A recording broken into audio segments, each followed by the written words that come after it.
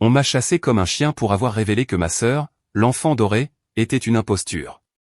Des années plus tard, quand la ruine les a rattrapés, ils sont revenus frapper à ma porte.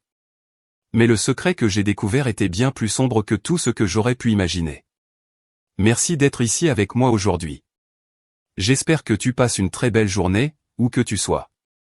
J'aimerais beaucoup que tu partages en commentaire depuis quelle ville ou quel pays tu nous regardes, et quelle heure il est chez toi. Maintenant, commençons notre histoire ensemble. Je m'appelle Sophia Soli, et cette histoire ne commence pas avec des larmes, mais avec le tintement de verre coûteux et le murmure de mensonges bien habillés. Elle commence à la fête de fiançailles de ma sœur Valéria.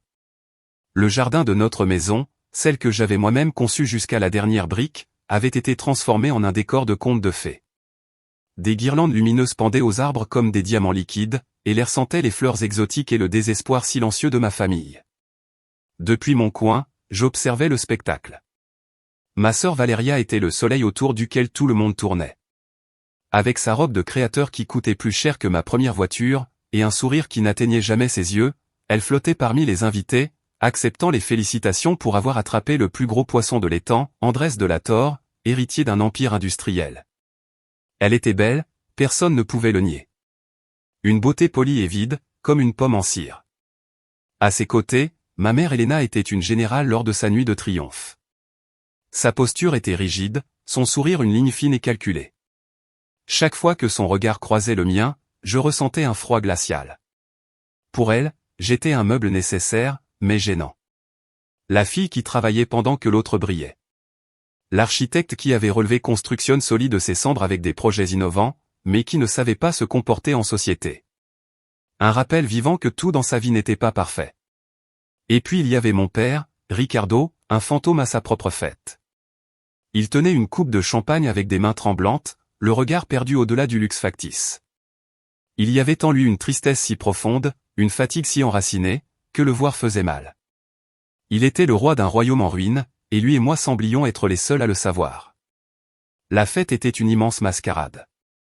Chaque sourire, chaque toast était financé par des projets que j'avais conçus en passant des nuits entières sans dormir, par des contrats que j'avais négociés jusqu'à l'épuisement. Valéria était le visage public, la relationniste. Moi, j'étais le moteur silencieux et anonyme. Et ce soir-là, le moteur avait besoin de plans, de documents pour un appel d'offres important qui se clôturait le lendemain et qui, ironiquement, allait payer le dernier caprice de Valéria. Je me suis excusé discrètement et je me suis dirigé vers la maison, vers le bureau familial. Le contraste entre le bruit du jardin et le silence de l'intérieur était brutal. La maison semblait froide et vide, malgré le fait qu'il y avait à quelques mètres une centaine de personnes.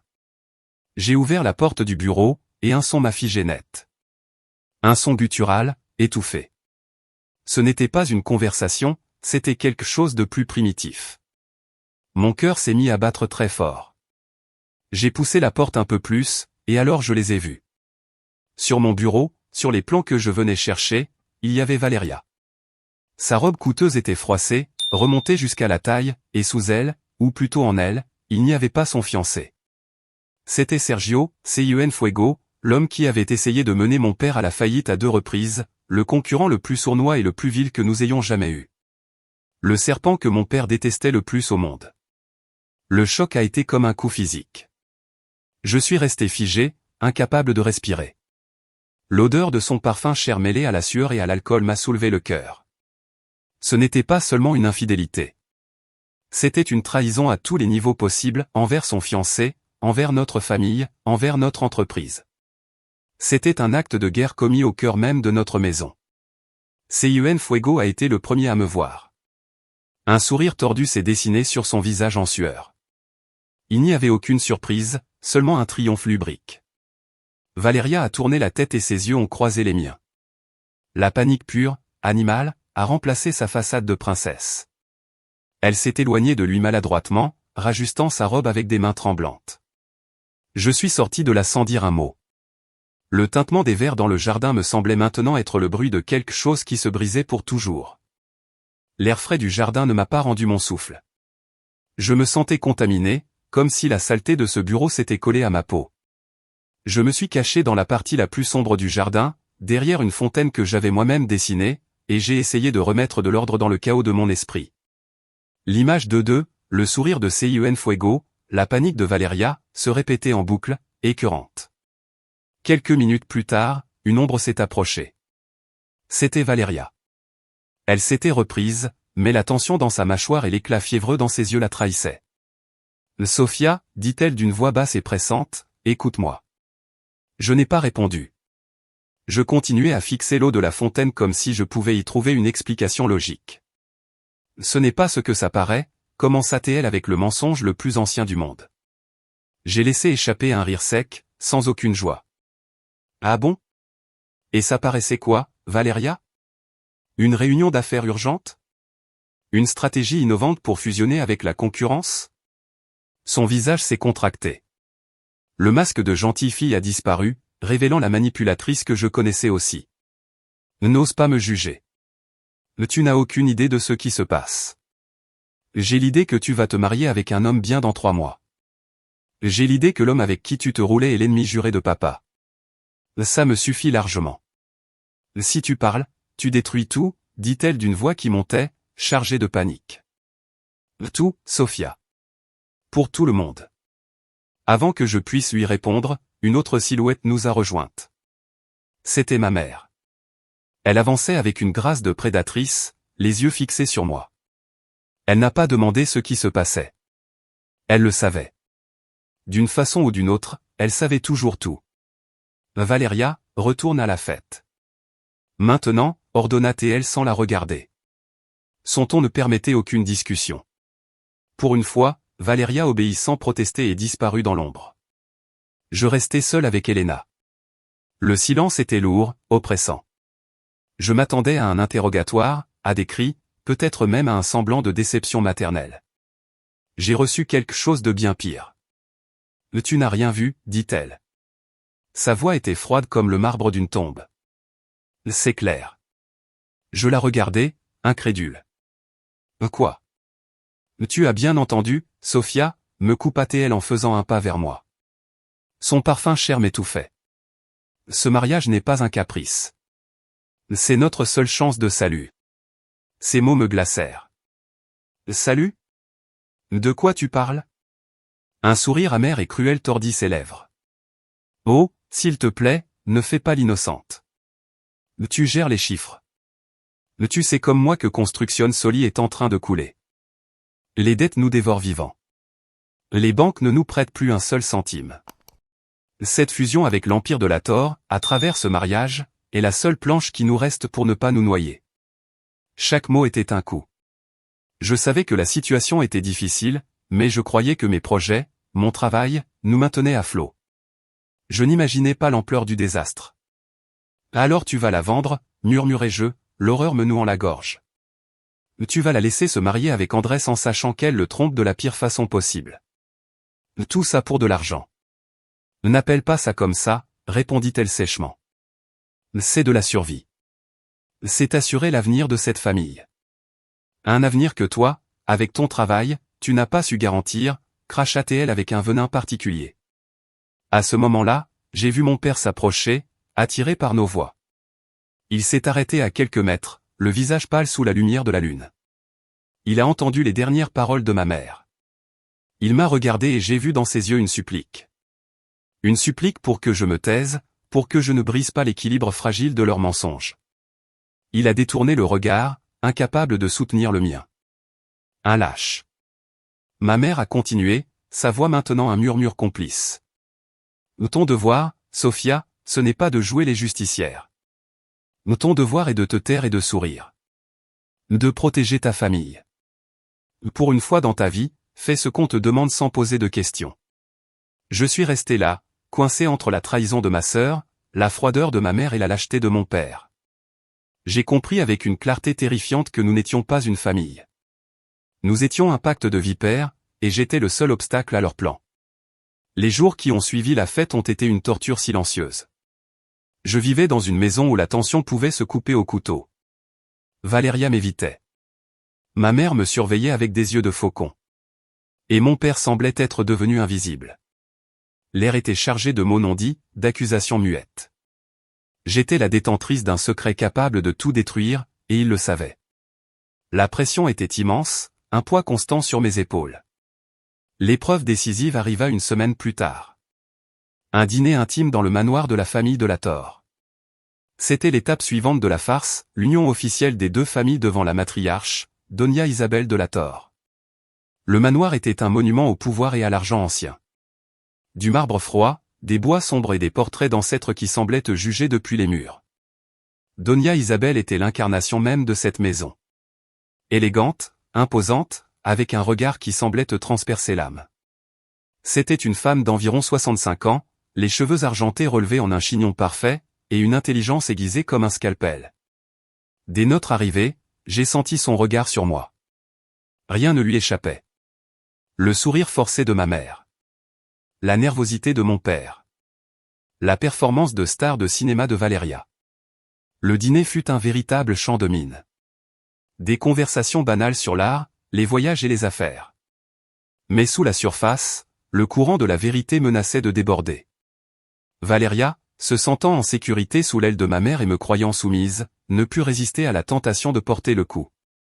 Pendant le dessert, Andrés parlait avec admiration d'un projet à moi qui avait remporté un prix d'architecture. Sofia est brillante, dit-il en me souriant avec une sincère appréciation. Elle vit et respire son travail. Valéria laissa échapper un petit rire condescendant. Oh oui, c'est toute sa vie. Certaines d'entre nous ont la chance d'avoir, eh bien, une vie au-delà des plans et du béton. Nous ne pouvons pas toutes être aussi dévouées. Le coup était subtil, mais précis. Une humiliation publique enveloppée dans un faux compliment. Elle me peignait comme une célibataire ennuyeuse, sans vie sociale. En contraste avec elle, la fiancée vibrante. J'ai vu ma mère hocher légèrement la tête, approuvant l'attaque. C'en était trop. La corde qui me maintenait silencieuse s'est rompue. Mais je n'ai pas crié. Je n'ai pas explosé. La douleur et la colère des derniers jours s'étaient cristallisées en un calme glacial, en une précision mortelle. J'ai posé ma cuillère à dessert, j'ai pris une gorgée d'eau et j'ai regardé Valéria droit dans les yeux. J'ai souri. Un sourire calme, presque aimable. Tu as raison, ma sœur, dis-je. Ma voix était claire et ferme dans le silence qui s'était installé. J'admire ta capacité de diversification, surtout ton talent pour attirer des investisseurs depuis les endroits les plus inattendus. C'est un don unique que de savoir gérer autant d'actifs précieux en même temps. Tu es une femme pleine de ressources. Chaque mot avait été choisi avec le soin d'un chirurgien. Investisseur. Actifs précieux. Ressources. C'étaient des termes d'affaires, mais dans ce contexte, ils étaient chargés de poison. Le visage de Valéria perdit toute sa couleur. Ma mère se figea comme une statue. Mon père faillit s'étouffer avec son café. Andrés fronça les sourcils, confus. Des investisseurs? Qu'est-ce que tu veux dire, Sofia? Avant que ma mère puisse intervenir avec une excuse, avant que Valéria puisse balbutier un démenti, une autre voix se fit entendre. Une voix calme, mais pleine d'autorité. Oui, Sofia, s'il te plaît, explique-nous, dit Donia Isabelle en reposant sa tasse de café sur la soucoupe avec un bruit volontaire. Elle se pencha en avant, ses yeux sombres fixés sur moi, sans cligner. Ce genre d'alliance stratégique m'intéresse beaucoup. D'après mon expérience, elle révèle énormément sur le véritable caractère d'une entreprise et des personnes qui la dirigent. Le jeu venait de changer. Le jeu avait changé. Ce n'était plus une dispute familiale. C'était devenu une affaire de pouvoir et de business. Et je n'avais accusé personne directement. J'avais simplement planté une graine. Une graine de doute dans l'esprit le plus fertile et le plus dangereux de la pièce. J'avais lancé ma dague de soie, et maintenant il ne restait plus qu'à attendre que le poison fasse effet. La question de Donia Isabelle resta suspendue dans l'air, lourde et impossible à éviter. La salle à manger, auparavant remplie de murmures polis, était maintenant plongée dans un silence de tombe. Tous les regards étaient tournés vers moi. Je sentais le regard assassin de ma mère. La supplication terrifiée de Valéria. Mais moi, je ne regardais que Donia Isabelle. Je savais quelle était ma seule vraie audience. Ce n'est rien de compliqué, Donia Isabelle, répondis-je avec le même calme calculé. Je pense simplement que dans les affaires, comme dans la vie, la transparence est essentielle. Savoir qui sont vos partenaires, aussi bien publics que privés, est crucial pour éviter de mauvaises surprises. Ma mère tenta d'intervenir. Sophia a un sens de l'humour très particulier. Elle est très littérale avec les métaphores économiques. Mais Donia Isabel l'ignora complètement. Ses yeux ne quittèrent pas les miens. Continuez, mademoiselle Soli. Et je continuai. Je n'ai pas raconté l'histoire sordide. Je n'ai pas parlé de robe froissée ni de bureau. J'ai parlé dans son langage. J'ai parlé de réunions non autorisées avec des concurrents directs. De possibles conflits d'intérêts. Du risque énorme que représentait, pour l'intégrité d'une future fusion, le partage d'informations sensibles avec des tiers hostiles. Chaque phrase était une attaque professionnelle. Propre. Impossible à contester.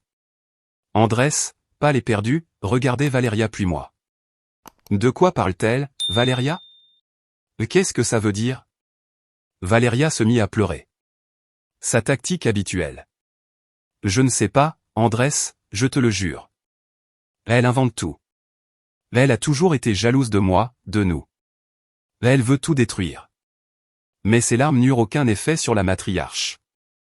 Donia Isabel se leva. Sa présence remplissait toute la pièce. Je n'ai pas besoin de larmes. J'ai besoin de faits. Elle se tourna vers mon père. Il se recroquevilla sur sa chaise. Votre bureau principal dispose d'un système de sécurité, n'est-ce pas? Avec des caméras et un registre des visites. Le visage de ma mère se décomposa. Isabelle, s'il te plaît, c'est une affaire familiale. Tu ne peux pas violer notre vie privée comme ça. Cela a cessé d'être une affaire familiale au moment où mon fils et le nom de ma famille ont été impliqués dans ce qui ressemble à un nid de tromperie, répondit Donia Isabel d'une voix glaciale. Elle fixa mon père. Ricardo, la question est simple. M'autorisez-vous à accéder aux enregistrements de sécurité de la nuit de la fête de fiançailles? Mon père me regarda. Dans ses yeux, je vis toute une vie de regret, de faiblesse. Et pendant un instant, j'y vis autre chose. De la lassitude. Il hocha légèrement la tête. Une seule fois. C'était suffisant. L'enquête de Donia Isabel fut discrète, rapide et mortelle. Elle n'attendit pas le lendemain matin. Cette même nuit, son équipe de sécurité, avec l'autorisation tacite de mon père, récupéra les vidéos. 2 jours plus tard, nous fûmes convoqués à une réunion dans le bureau de ses avocats. Ce n'était pas une discussion. C'était une sentence. Ils nous montrèrent les images. L'arrivée de Sergio Cienfuegos. Son entrée dans le bureau. Sa sortie 1 heure plus tard, suivie par une Valéria décoiffée. Et le pire arriva ensuite. Une analyse financière préliminaire révélant de graves irrégularités dans nos comptes. Un gouffre de dettes que ma mère avait caché, même à moi. Andrés, le visage détruit mais les yeux remplis d'une détermination froide et nouvelle, retira une bague de son petit doigt. Le sceau de la famille de la Torre. Il la posa sur la table. Les fiançailles sont rompues. Tout accord commercial entre nos entreprises est annulé. Considérez-vous chanceux que nous n'engagions pas de poursuite pour tentative de fraude. Le retour à la maison fut un enterrement silencieux. Mais dès que la porte de notre manoir hypothéqué se referma, l'enfer éclata. Helena se jeta sur moi. Sa main, chargée de la rage d'une reine déchue, frappa ma joue. Le coup fut si violent que j'en vis des étoiles. « Toi !» cria-t-elle, le visage déformé par la haine. « Tu as tout détruit. Notre dernière chance. Notre seule issue. » « Je n'ai rien détruit, » lui criai-je en retour. La douleur sur ma joue alimentait ma propre colère. « C'est elle. C'est son mensonge et ta cupidité. Dégage. » hurla-t-elle en montrant la porte. Dégage de ma maison. Je ne veux plus jamais te revoir. Tu es morte pour nous. J'aurais aimé que tu ne sois jamais née. Je cherchais le soutien de mon père. Il se tenait près de la cheminée, pleurant en silence, me tournant le dos. Son silence fut la gifle finale. La plus douloureuse. Je ne pleurais pas. Je regardais droit dans les yeux cette femme qui m'avait donné la vie seulement pour me mépriser. Ne t'inquiète pas. Tu n'auras plus jamais à me revoir. Je montai dans ma chambre. Je fis une valise avec l'essentiel. Mes vêtements. Mon ordinateur portable. Mes documents. En descendant, Valéria tenta de me bloquer le passage, murmurant des insultes entre ses sanglots. Je la repoussai sans la regarder. Je franchis le seuil de cette maison pour la dernière fois. Derrière moi, les cris de ma mère se mêlaient aux sanglots de ma sœur. Mais je ne les entendais déjà plus. Je marchais vers l'obscurité de la nuit, n'emportant avec moi que deux choses. Ma dignité. Et l'écho de leurs paroles. J'aurais aimé que tu ne sois jamais né. Les premiers mois furent un enfer flou. Je me suis installé à Monterrey, une ville où personne ne connaissait mon nom ni mon histoire. Je vivais dans un petit appartement loué avec le peu d'argent que j'avais économisé. L'écho de la gifle de ma mère et la froideur de l'exil résonnaient dans mes nuits sans sommeil. La douleur de la trahison était une blessure physique, un poids constant sur ma poitrine. Mais l'architecture, ma passion, est devenue mon encre. J'ai canalisé toute ma rage, ma douleur et mon humiliation dans le travail. Je me suis associé avec une ancienne amie de l'université, Mariana, une femme aussi talentueuse que loyale. Ensemble, nous avons fondé un petit cabinet, Solido Arquitecto. Nous avons commencé avec de petits projets, des rénovations, des maisons particulières. Mais notre engagement était féroce. Nos designs étaient innovants. Je ne dormais pas. Je dessinais. Je calculais. Je supervisais des chantiers sous le soleil brûlant. Chaque brique posée, chaque plan tracé, était un acte de défi. Je reconstruisais ma vie depuis les fondations, au sens propre. 5 ans ont passé. 5 années de silence total. J'ai bloqué leurs numéros. J'ai supprimé leurs emails. Je ne savais rien d'eux et je ne voulais rien savoir. Mon seul lien avec ce passé était mon oncle Roberto, le frère de mon père. Un homme bon et simple qui m'avait toujours traité avec une affection qui contrastait avec la froideur du reste de la famille. Nous parlions 2 ou 3 fois par an. À mon anniversaire. À Noël. Nos conversations étaient courtes et prudentes. Il respectait ma décision de rester éloigné. Mais à travers les bribes d'informations qu'il me donnait, j'ai commencé à reconstituer le puzzle de leur chute. Construction Soli avait déclaré faillite à peine 1 an après mon départ. La maison familiale, symbole de leur statut, avait été vendue aux enchères pour payer les créanciers. Mon père, écrasé par la honte et le stress, avait subi un grave infarctus. Et Valeria. Valeria avait disparu des cercles de la haute société. Son nom était devenu un poison. Pendant ce temps, Solido Arquitecto prospérait. Nous n'étions plus un petit cabinet. Nous avions remporté d'importants appels d'offres. Nos projets apparaissaient dans des magazines d'architecture. J'avais un nom. Une réputation gagnée à la force du travail. J'avais une nouvelle maison. De nouveaux amis. Une nouvelle vie. La blessure était toujours là, mais elle ne saignait plus. C'était une cicatrice. Un rappel de la force que je ne savais pas que j'avais. Je pensais que le passé était enterré. Je pensais avoir construit un mur assez haut pour tenir les fantômes à distance. Quelle naïveté. Un mardi après-midi, pendant que je révisais les plans d'un nouveau complexe de bureaux, mon assistante, Laura, entra dans mon bureau avec une expression étrange. « Sophia, il y a 2 femmes dehors. Elles disent qu'elles sont de ta famille. Elles insistent pour te voir. » Mon cœur s'est arrêté. Un froid glacial m'a traversé le dos. Je savais qui elles étaient. Le passé n'était pas enterré. Il attendait simplement le bon moment pour être déterré et venir me chercher. Je dis à Laura de les faire entrer. Je devais les affronter sur mon terrain. Dans l'espace que j'avais créé. Là où j'avais le pouvoir. Je me suis assise derrière mon large bureau en chêne. Mon cœur frappait contre mes côtes. Mais mon visage était un masque d'impassibilité. Quand elles sont entrées, le choc a été brutal. Ce n'étaient plus les femmes dont je me souvenais. L'arrogance avait été remplacée par une désespération mal dissimulée. Elena, ma mère, portait un tailleur qui avait autrefois coûté cher, mais qui paraissait maintenant usé et légèrement trop grand pour sa silhouette amaigrie. Ses cheveux, autrefois parfaitement teints et coiffés, laissaient apparaître des racines grises. Valeria, à ses côtés, n'était plus que l'ombre de la princesse qu'elle avait été. Son visage était tiré, sans maquillage, et les vêtements de marque qu'elle portait semblaient être de pâles imitations. C'étaient 2 reines en exil, dépouillées de leur royaume et de leur éclat. Il n'y eut ni salutation, ni excuse. Ma mère s'avança vers mon bureau comme si elle en avait encore le droit.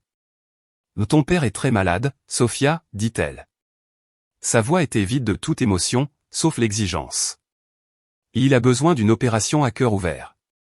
Une opération très coûteuse. Je restais silencieuse, la regardant, attendant. Nous ne pouvons pas la payer, continua-t-elle comme si elle parlait de la météo. L'assurance ne couvre pas tout. C'est ton devoir en tant que fille. Tu dois payer. L'audace de ces paroles me coupa le souffle un instant. Ce n'était pas une demande d'aide. Ce n'était pas une question. C'était un ordre. Après 5 ans de silence, après m'avoir jetée dehors et m'avoir déclarée morte, elle venait dans mon bureau pour m'exiger que je remplisse mon devoir. Valéria, voyant que la tactique de ma mère ne fonctionnait pas, fit un pas en avant et se mit à pleurer. C'étaient les mêmes larmes de crocodile que lors du dîner chez les de la Torre. Mais cette fois, elle sonnait creux, répétait, fausse. Sophia, s'il te plaît, pleurait-elle. Ce n'est pas seulement pour papa. Nous sommes désespérés. C'est alors qu'elles révélèrent la vraie raison de leur visite.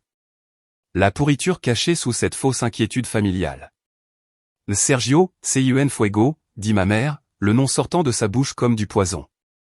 Il nous a prêté de l'argent après tout ça, pour essayer de sauver l'entreprise. Et maintenant, il nous fait chanter. Il veut qu'on lui rende 3 fois ce qu'il nous a donné, continua Valéria entre deux sanglots. Et si on ne paie pas, il menace de révéler d'autres choses. Des choses pires. Des secrets financiers, des dettes, des choses qui pourraient nous envoyer en prison. Tout était clair. Elle ne se souciait pas vraiment de la santé de mon père. Elles voulaient sauver leur propre peau. Elles avaient fait un pacte avec le diable. Et maintenant, elles venaient vers moi. Vers la fille qu'elles avaient bannie. Pour que je paie la facture. Elles voulaient que je nettoie leur désastre. Que je les sauve des conséquences de leurs propres actes. Je me levai lentement de ma chaise. Je marchai jusqu'à la grande baille vitrée de mon bureau, qui donnait sur la ville animée de Monterrey. Je regardais les immeubles, la circulation, la vie que j'avais construite à partir de rien. Puis je me retournai pour leur faire face. Quand je parlais, ma voix était calme. Froide. Solide comme le béton de mes bâtiments. Laissez-moi voir si j'ai bien compris. Pendant 5 ans, je n'ai pas existé pour vous. Vous m'avez jeté à la rue. Vous m'avez renié. Vous m'avez souhaité la mort. Et maintenant, quand le monstre avec lequel vous avez couché vient vous réclamer son dû, vous apparaissez à ma porte en espérant que je l'affronte à votre place. Elena fit un pas en avant. Son désespoir se transforma en colère. Comment oses-tu? Nous sommes ta famille. Non, répondis-je d'une voix tranchante. Vous avez cessé d'être ma famille la nuit où tu m'as giflé et où tu m'as dit que tu aurais aimé que je ne sois jamais né. Une famille ne trahit pas. Une famille n'exige pas. Une famille n'apparaît pas seulement quand l'eau lui arrive au cou. Je me dirigeai vers mon bureau et appuyai sur l'interphone. Laura, s'il te plaît, accompagne ces dames vers la sortie. Sophia, tu ne peux pas nous faire ça. Cria Valéria, la vraie panique brisant enfin son jeu. Je les regardai une dernière fois. Ces 2 femmes qui avaient défini ma douleur. Et, sans le savoir, ma force. Votre problème, dis-je, c'est que vous avez toujours attendu que quelqu'un d'autre paie vos dettes. Apprenez à les payer vous-même. Je leur tournai le dos pendant que Laura, mon assistante, les escortait vers la porte. J'entendais leurs protestations, leurs supplications, leurs insultes. Mais je ne ressentais plus rien. Ni colère. Ni pitié. Seulement un vide glacé. Mais dès que la porte se referma, j'appelai mon avocate. Je savais, avec une certitude effrayante, que ce n'était pas terminé. Ce n'était que le début du siège. Leur claquer la porte au nez m'avait donné une satisfaction froide et brève, mais la tranquillité ne dura pas. L'image de mon père, malade et prisonnier de leurs mensonges, commença à me ronger de l'intérieur. Je haïssais ma mère. Je méprisais ma sœur. Mais mon père? Mon père était une figure tragique. Un homme faible, dévoré par une femme monstrueuse. Et malgré tout, c'était mon père. L'appel qui changea tout arriva 2 jours plus tard. C'était mon oncle Roberto. Sa voix, habituellement calme et douce, était brisée par l'angoisse. Sophie, tu dois venir. Tu dois faire quelque chose. Et qu'est-ce qui se passe, tonton? Demandai-je, le cœur se serrant. Ce sont elles, Sophie, Elena et Valeria. Après que tu as refusé de leur donner l'argent, elles l'ont abandonné. Et qu'est-ce que tu veux dire, elles l'ont abandonné?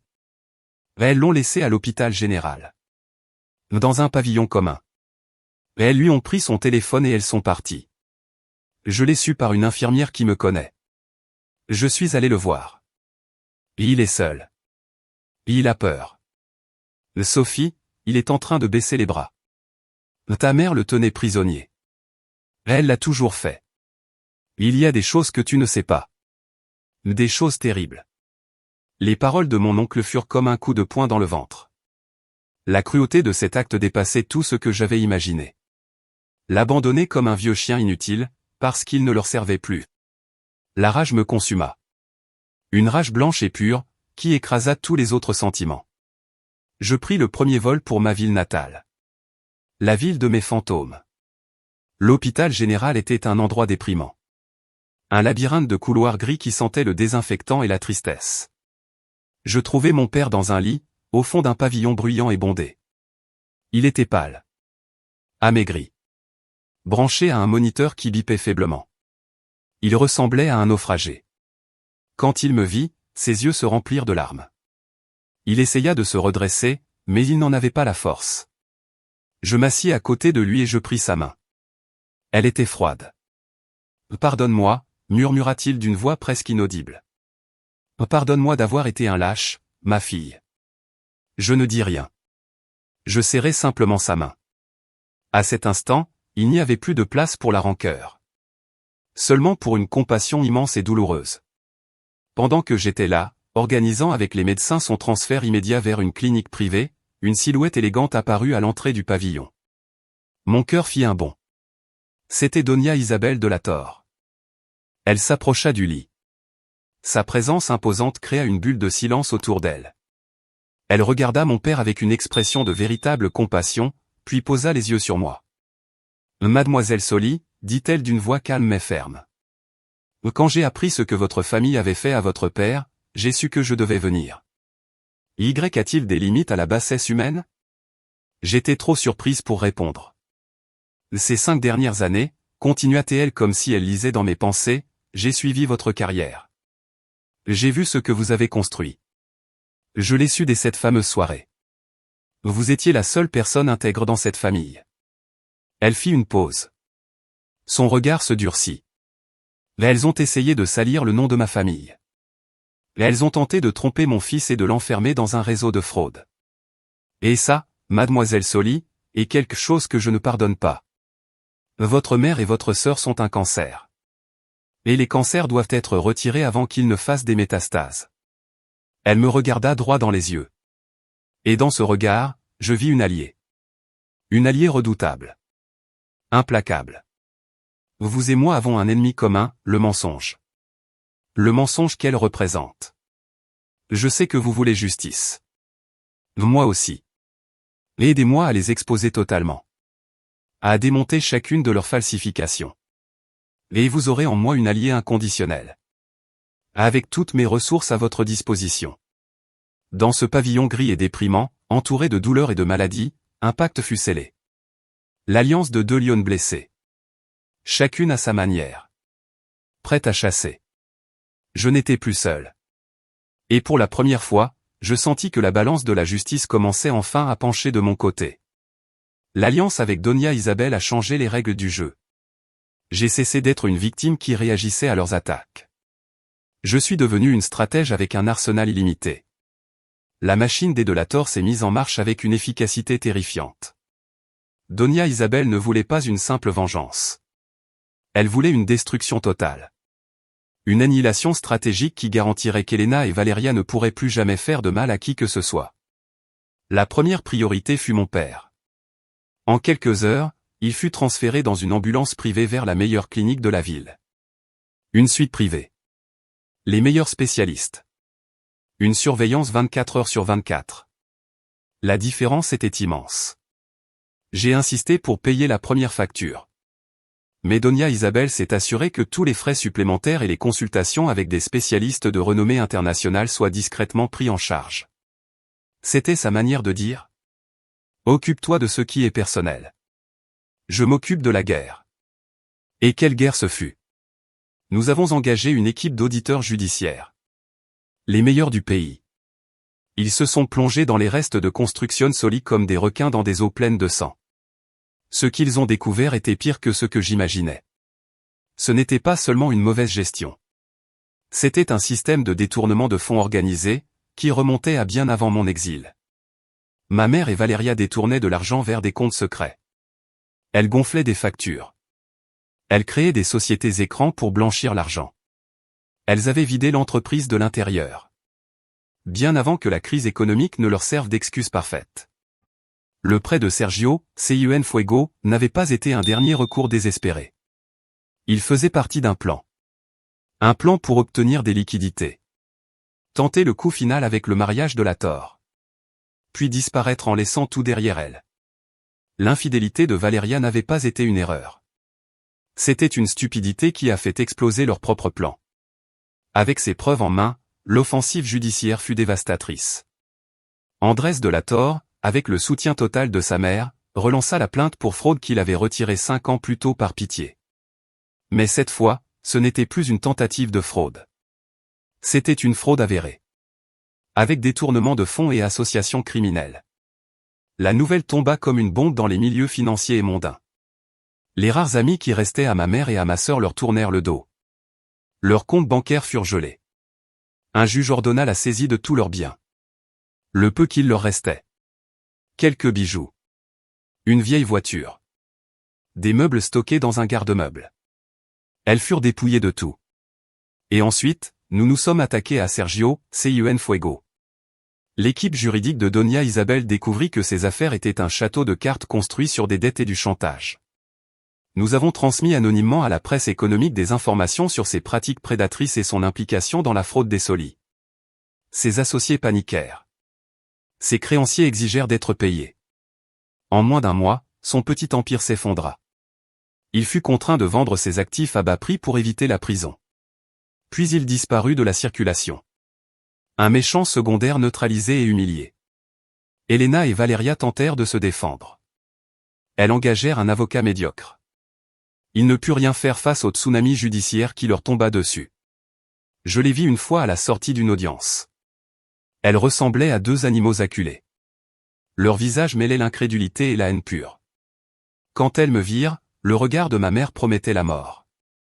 Mais je n'avais plus peur. Je ne ressentais qu'une pitié froide et distante. La démolition fut totale. Il ne leur restait rien. Ni argent. Ni statut. Ni amis. Elles n'avaient plus que l'une l'autre. Enfermées dans la prison de leur propre toxicité. En attente de la sentence finale. Nous avions détruit leur monde brique par brique. Mensonge par mensonge. Et ce n'était pas encore fini. Il restait la vérité la plus profonde. Celle qui se cachait au cœur de toute cette pourriture. Grâce aux meilleurs soins médicaux, mon père connut une amélioration surprenante. L'opération fut un succès. Même si son cœur resta affaibli, son esprit sembla s'éclaircir. Libéré de l'emprise constante de ma mère. Pendant les semaines de sa convalescence, je lui rendais visite chaque jour. Nos conversations étaient calmes. Remplies des silences de tout ce que nous ne nous étions jamais dit en 38 ans. Nous ne parlions ni d'Elena ni de Valéria. Nous parlions de livres. De vieux souvenirs de mon enfance, les rares qui avaient été heureux. D'architecture. Je découvris en lui l'homme qu'il aurait pu être. Intelligent. Sensible. Avec un humour discret. Un homme brisé par une mauvaise décision prise des décennies plus tôt. Un après-midi, alors que la lumière dorée du soir remplissait sa chambre, il me demanda de m'approcher. Sa voix était faible, mais son regard avait une urgence que je n'avais jamais vue auparavant. « Sophie, dit-il en me prenant la main. Il y a quelque chose que je dois faire. Quelque chose que j'aurais dû faire depuis longtemps. » Il me demanda d'appeler mon oncle Roberto. Quand mon oncle arriva, mon père lui parla à voix basse. Il lui donna des instructions précises. Il sortit une petite clé qu'il portait autour du cou, cachée sous sa blouse d'hôpital, et la lui remit. « À la banque, dans mon coffre, dit-il à son frère, il y a une enveloppe. Donne-la à Sofia. Mais pas maintenant. Seulement quand je ne serai plus là. Promets-le-moi, Roberto. C'est ma dernière volonté. Mon oncle, les yeux remplis de larmes, le lui promit. Je ne comprenais pas tout. Mais je sentis un frisson me parcourir. Cette clé. Cette enveloppe. Elle contenait l'épicentre du tremblement de terre qu'avait été notre vie. Mon père mourut 2 semaines plus tard. Il s'en alla paisiblement, dans son sommeil. À son enterrement, il n'y avait que mon oncle et moi. Donia Isabelle envoya une immense couronne de fleurs blanches qui couvrait tout un mur. Un message silencieux de respect et de solidarité. Il n'y eut aucune trace d'Elena ni de Valeria. Le lendemain, mon oncle Roberto me remit une grande enveloppe jaunie, scellée. Mes mains tremblaient quand je la pris. Nous sommes allés dans un café voisin. Avec lui à mes côtés comme témoin silencieux, je l'ai ouverte. À l'intérieur, il y avait 2 choses. La première était une lettre écrite de la main tremblante de mon père. J'ai commencé à lire. Ma très chère Sophia. Si tu lis cette lettre, cela signifie que j'ai enfin trouvé le courage qui m'a manqué toute ma vie. Le courage de te dire la vérité. Pardonne-moi, ma fille, pour la douleur que je t'ai causée. Pour chaque regard froid. Pour chaque injustice. Pour chaque fois où je ne t'ai pas défendu. J'ai été un lâche, et ma lâcheté a été ta condamnation. La raison de tout, la racine de tout le poison, est un secret qu'Elena a utilisé pour me tenir enchaîné pendant 40 ans. Un secret qui explique pourquoi elle t'a toujours traité comme une étrangère. Pourquoi elle a toujours favorisé Valeria. Sophia, je ne suis pas ton père biologique. Le monde s'est arrêté. Les mots dansaient sur la page. J'ai dû relire la phrase 3 fois pour que mon cerveau puisse l'assimiler. Un bourdonnement a envahi mes oreilles. Mon oncle posa sa main sur la mienne, m'ancrant dans la réalité. J'ai continué à lire. Ma vision était trouble à cause des larmes. La lettre racontait toute l'histoire. Une aventure que ma mère avait eue au début de son mariage, pendant une période de crise. Quand je suis né, il l'a toujours su. Il l'a senti au plus profond de lui. Mais il m'a aimé. Il m'a aimé désespérément, comme sa propre fille. Mais Elena a utilisé ce secret comme une arme. Elle l'a fait chanter émotionnellement pendant toute notre vie. Elle l'a obligé à me mettre à l'écart. À favoriser Valeria, la fille légitime. Tout ça pour maintenir l'illusion d'une famille parfaite. Valeria, selon la lettre, avait découvert le secret à l'adolescence. Et elle l'avait aussi utilisé comme un outil de pouvoir et de cruauté contre lui. Chaque fois que je te traitais avec froideur, écrivait-il, une partie de moi mourait. Pardonne-moi pour ma faiblesse. Je t'ai aimé plus que tu ne le sauras jamais. Je pleurais en silence. Un flot de douleur pour l'homme qui m'avait aimé en secret. Et pour la petite fille qui n'avait jamais compris pourquoi elle n'était jamais suffisante. Puis j'ai vu le 2e document dans l'enveloppe. C'était une feuille ancienne, fragile. Le résultat original d'un test de paternité datant de 38 ans. Il indiquait une probabilité de paternité de 0% pour Riccardo Soli. À côté, dans la case « Père présumé », figurait un nom tapé à la machine. Un nom que je connaissais. Un nom qui résonnait avec pouvoir et scandale dans tout le pays. Armando Villarreal. Le magnate. Le milliardaire. L'un des hommes les plus puissants et les plus amoureux du Mexique. Mon origine n'était pas seulement un secret de famille. C'était une bombe atomique. La découverte me laissa en état de choc pendant plusieurs jours. Toute ma vie se réorganisait sous cette lumière monstrueuse. Chaque rejet. Chaque parole blessante de ma mère. Chaque favoritisme envers Valeria. Tout prenait un sens nouveau. Ce n'était pas simplement qu'elle ne m'aimait pas. C'était que ma propre existence était la preuve vivante de la trahison de ma mère. Et elle m'en avait fait payer le prix chaque jour de ma vie. Pendant que j'essayais d'assimiler cette vérité qui bouleversait mon existence, Elena et Valeria étaient acculées. Sans argent. Sans statut. Elles vivaient de la charité d'une vieille amie qui leur avait prêté un garage humide et malodorant. Leur relation, fondée depuis toujours sur l'intérêt et la vanité partagée, était devenue toxique. Elles se reprochaient mutuellement leur chute dans une spirale d'accusations amères. Mais même dans la misère, la méchanceté de ma mère trouva une dernière façon de s'exprimer. Elle ne supportait pas l'idée de mon succès. De ma survie. Si elle sombrait, elle devait m'entraîner avec elle. Elle découvrit, grâce à de vieux contacts et à des rumeurs, que j'avais été aux côtés de mon père durant ces derniers jours et que j'avais hérité de ses effets personnels. Avec son instinct de serpent, elle comprit que je détenais le secret. Elle décida de l'utiliser non pas comme une arme directe contre moi, mais d'une manière bien plus cruelle. Elle voulait me détruire socialement. Elle voulait que la même honte qu'elle ressentait à cause de sa faute devienne mon stigmate public. Elles contactèrent un journaliste de spectacle et de scandale, un vautour connu pour son absence totale de scrupules. Elles lui vendirent l'histoire. Leur dernière et plus précieuse possession. Le grand secret de l'architecte à succès et respecté, Sophia Soli. La version qu'elles lui racontèrent était tordue. Elles me peignirent comme une usurpatrice. La fille illégitime revenue pour détruire la famille qui l'avait élevée, guidée par la jalousie et le ressentiment. La bâtarde qui, avec l'aide d'une alliée puissante, avait ruiné sa propre mère et sa sœur pour tout leur prendre. C'était une œuvre de manipulation parfaite, conçue pour anéantir ma réputation. Pour transformer la sympathie du public que j'avais gagnée en mépris. Le plan était d'une cruauté parfaite. La nouvelle devait être diffusée dans une émission de télévision à très forte audience, le vendredi soir. Elle m'imaginait en train de regarder mon nom traîner dans la boue. Mon monde professionnel s'effondrait. Le scandale de ma naissance me définir et me détruire. Ce serait leur vengeance finale. Le dernier venin d'un serpent mourant. Ce qu'elles ignoraient, c'est que je n'étais plus la petite fille effrayée vivant dans leur ombre.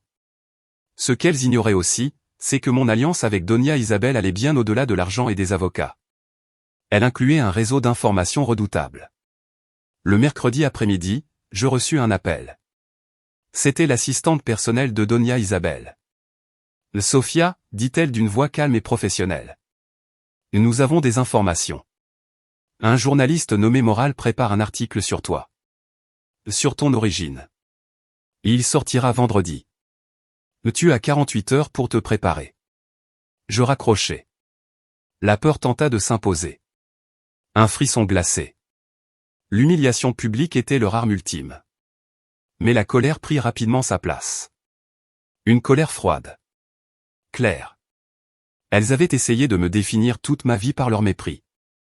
Maintenant, elles essayaient de me définir par mon origine. Non. C'est moi qui déciderai qui j'étais. À mes propres conditions.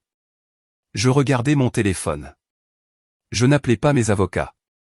J'appelais la meilleure agence de relations publiques de la ville. J'ai besoin d'organiser une conférence de presse, dis-je d'une voix ferme. Pour demain. Jeudi. Nous allons prendre de l'avance sur leur histoire. Nous allons raconter la mienne. La salle de l'hôtel était bondée. Les flashs des appareils photo éclataient comme des supernovas.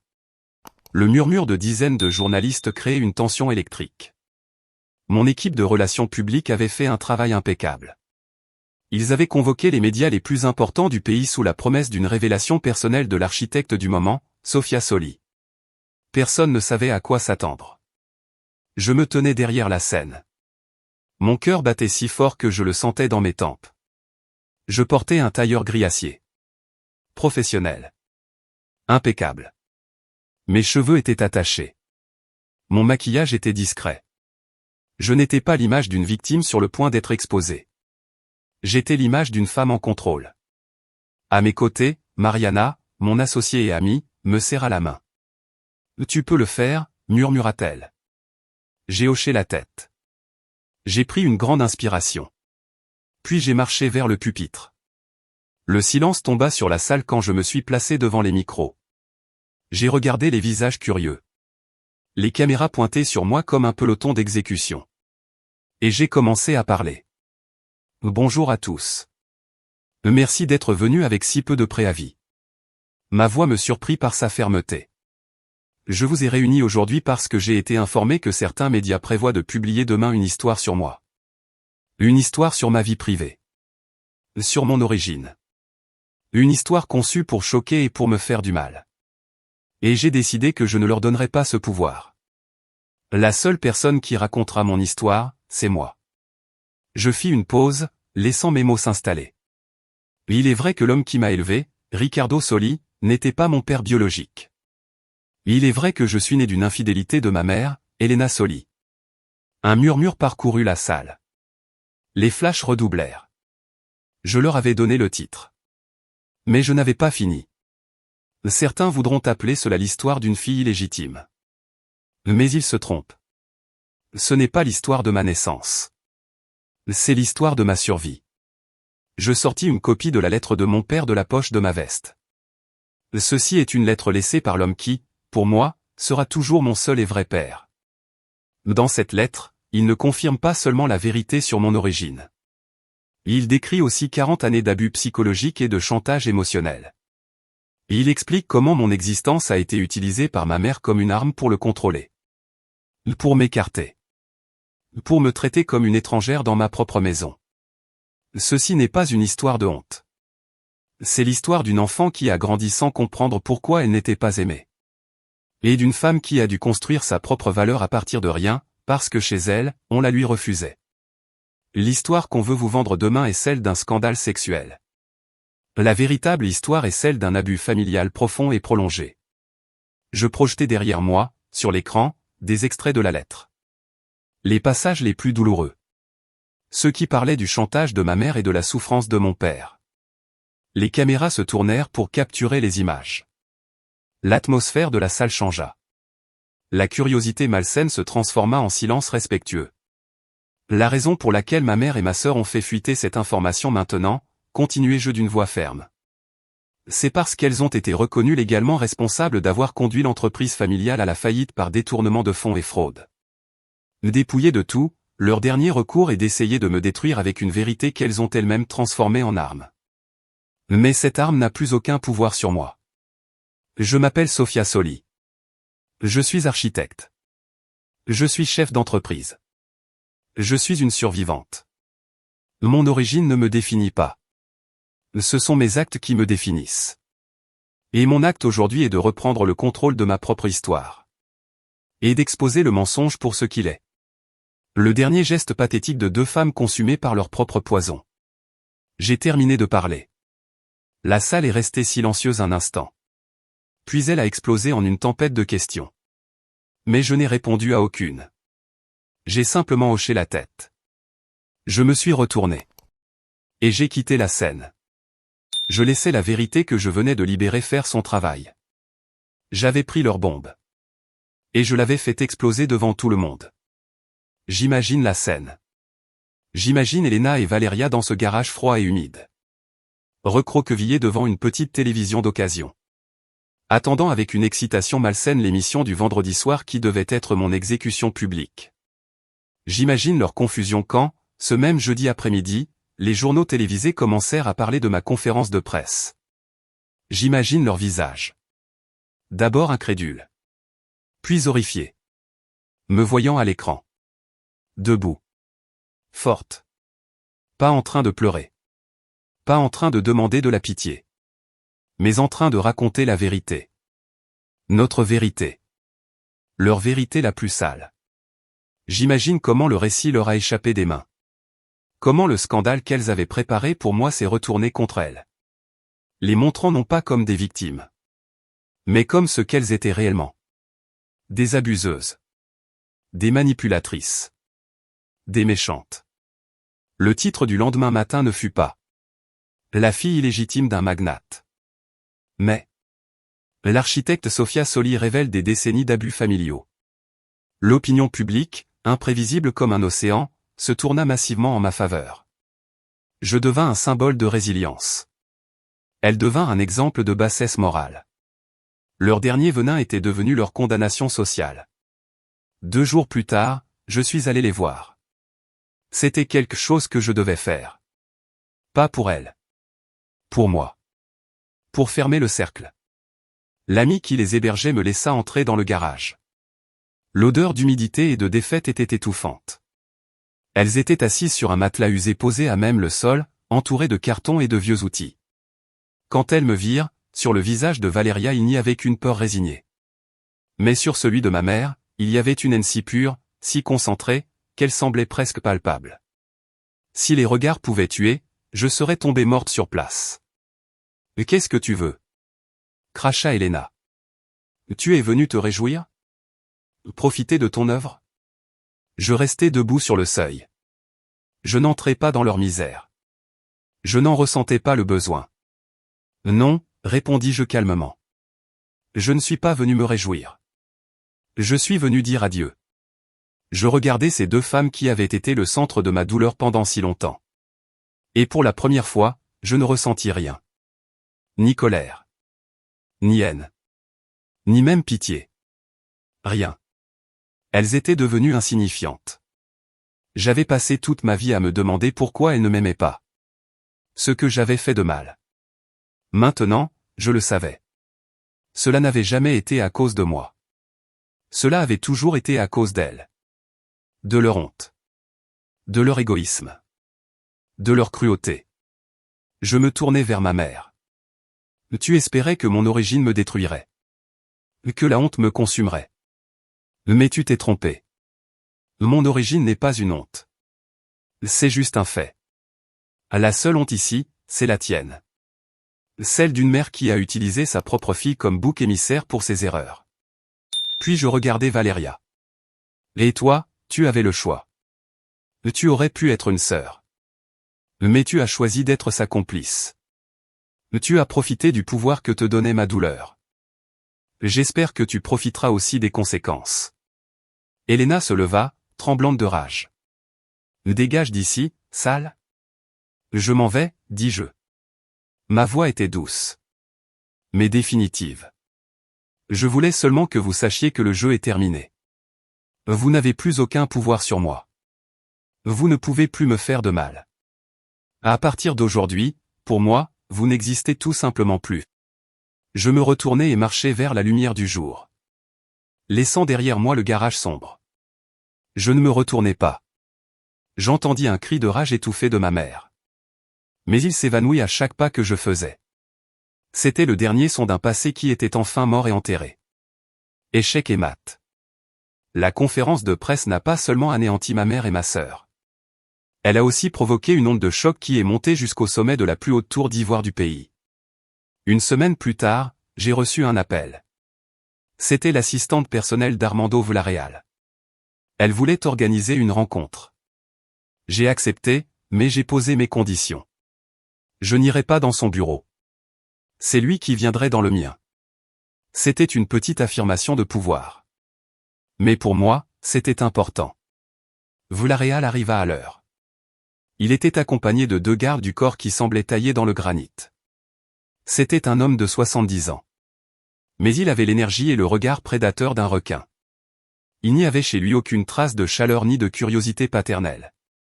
Il me regardait comme on regarde une acquisition potentielle. Un actif intéressant. Impressionnant, dit-il en regardant autour de mon bureau. Ton travail. Tu as mon sang. Il n'y a aucun doute. Tu es implacable. Nous sommes allés droit au but. Il n'y eut ni excuse ni sentimentalisme. Il me fit une offre. Je me suis renseigné sur toi. Tu es brillante. Abandonne ce petit cabinet. Rejoins mon empire. Je ferai de toi mon bras droit. Mon héritière.